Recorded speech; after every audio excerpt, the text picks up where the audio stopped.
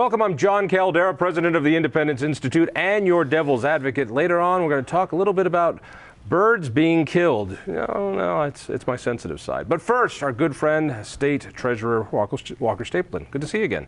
Good to be on with you, John. Thanks. Why aren't you in Cleveland? That's a good question. I am actually honored to be the chair this year, truly honored, of Amendment 60, the No on Amendment 69 campaign, the single-payer healthcare initiative, which will bankrupt the state, I'm convinced, in short order should we pass it. And so I have been traveling around the state this very week, doing a number of debates all around the state as the chairman of the No on 69 campaign, informing voters about this absolutely horrible piece of economic legislation. So apparently you don't care about the country, you just want to save the state. Well, you know, kind of saving the country begins with Colorado, John. So all right, starting about saving Colorado to save the country.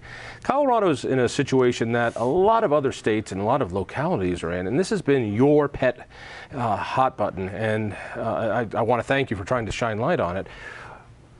We have pension plans for governmental workers. It's called PERA, the Public Employees Retirement Association. Yep. What is PERA, briefly?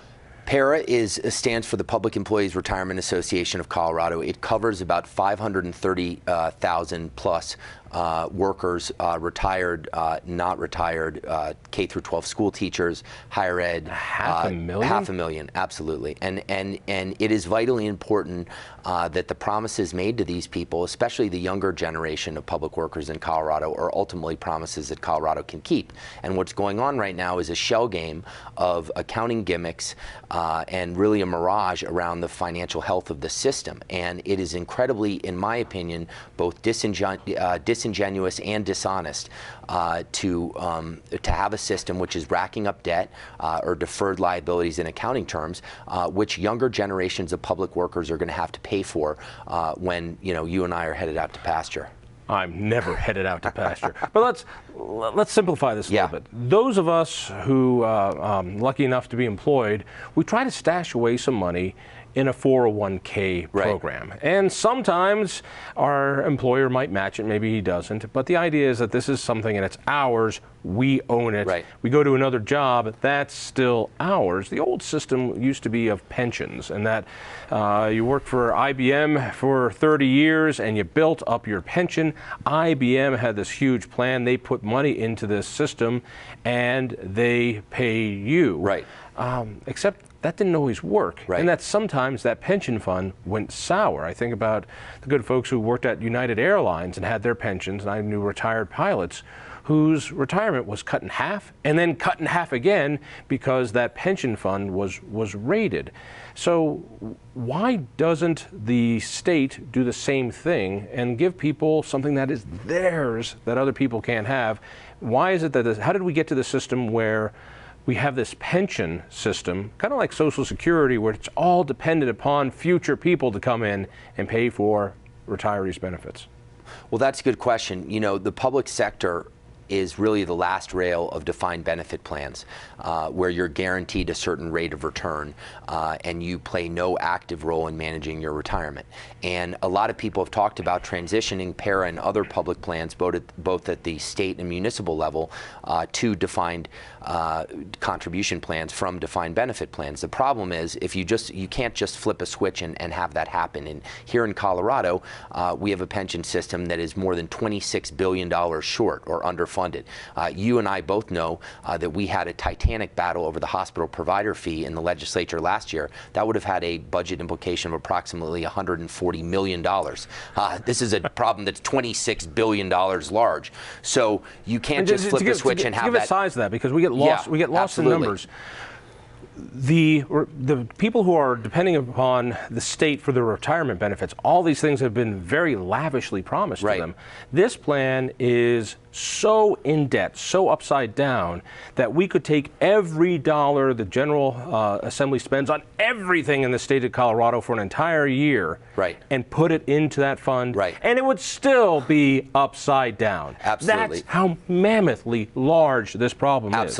Absolutely, and it's only getting worse, because As I tell groups, what happens is, and this is a complicated issue, and because it's a complicated issue, it's difficult to get legislators, regardless of their political party, to roll up their sleeves and proactively fix the problem. But it's critical to Colorado's economic future that we fix it. But what happens is, from an accounting standpoint, you assume lollipops and rainbows from an investment assumption standpoint, and this works for everybody at the municipal level and state level, because guess what? There is no money to fund the plans properly, and so it's wink, wink, nod, nod. We're going to, achieve this 7.5 or 8% rate of return, which is totally unrealistic. You need to dumb this down a little bit for me. So the idea is that workers for the government put some of their money into the pension fund. Right. Taxpayers put money into this fund. Yep. And that this fund is so well managed that the money is put into investments, and the investments grow, and they grow and grow and grow to cover the cost, so that the workers are not out the money that they're promised, and we don't have to bail them out because it's fully funded. So when they go out and say, we're going to invest this, they have a promise, an expectation of a rate of return. An average rate of return over a certain time period. Right. I've been looking at, if I go to my savings account, or even my money market account, you're getting, 0.1% or something ridiculous like that. What is the promise that PERA says we're going to make this much in return for what we're holding on to? The problem is that 30 years or less is the standard that the Government Accounting Standards Board, which governs the reporting of public pension systems in the United States, has set to be solvent or not. And PERA set up an assumed rate of return of 7.5%. The only problem is that because they haven't reached that any time recently, most recently returning 1.5 instead of 7.5, the amortization period of their liabilities, or the time in which they're going to be solvent, has ballooned to 43, 44 years. It's not even in compliance with the Government Accounting Standards Board's regulations. And the amazing thing, John, I'll share this story with you. When I've been at this for quite some time now. When I started, PERA used to have these glossy slides that said, over 10 years we made this, over 15 years we made this, we can do it again. Well, guess what? Now the only slide that works is over 35 years we've exceeded 7.5%. But most economists will tell you that economic cycles, with the housing boom, the dot-com boom, the mortgage crisis, have become way more compressed. And the great thing about making a 35-year bet is that when the executives at PERA make that bet, whether it comes true or not, they're going to be dead and gone. And the people that are going to have to bear the brunt of those promises not coming true are younger generations of Coloradans. And the problem from a funding standpoint is that school districts and cities, they don't get the luxury of seeing whether a 35-year promise comes true or not. They have to make budget and funding decisions on an annual basis. Right. So basically, just to take this last year, they promised that with the money that they're covering, they're going to get this return. Yes. Instead, they got this return. Right. And this has been happening year after year. Now, they've had some great years in the past, but it's been a while. A long while. And so this falsehood that we're going to be fully funded, that we're going to be okay, your job is to keep an eye after, first, us, the taxpayers, to make sure that we're not going to get screwed, but also the people who are planning on these retirement plans. Absolutely. And right now, something has to give. Yes. I look at what happened in Detroit and said, their pension fund went belly up. Exactly.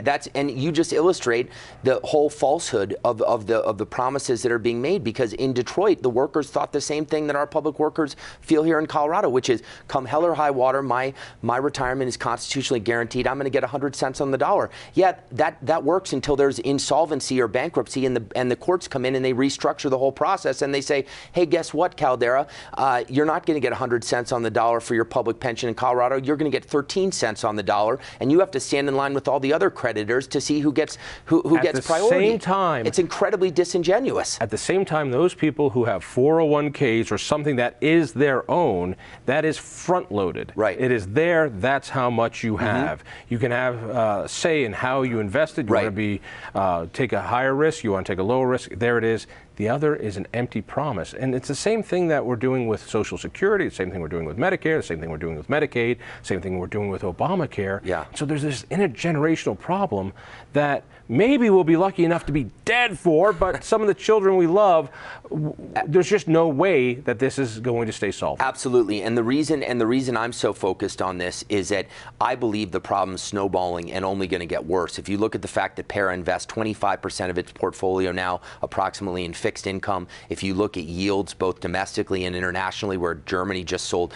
10-year paper at a negative yield, and you look at how rates are remaining low, you can bet that the fixed income portion of their portfolio is only going to return, would be lucky to return 2.5%. It might return lower. If you have a quarter of your portfolio returning that, there's no way you're going to average out the 7.5% anytime soon. And just last year alone, when PERA returned 1.5 instead of 7.5, as we've talked about, the liabilities of the plan went up by 2.2 billion. 2.2 billion in 1 year alone. This is an economic time bomb for Colorado, and eventually it's going to affect our credit rating, so that when we borrow to improve our roads or to fund our infrastructure, the cost of that borrowing becomes more expensive because of the unfunded liabilities associated with our retirement system in the state. Let me ask you quickly about the politics of this.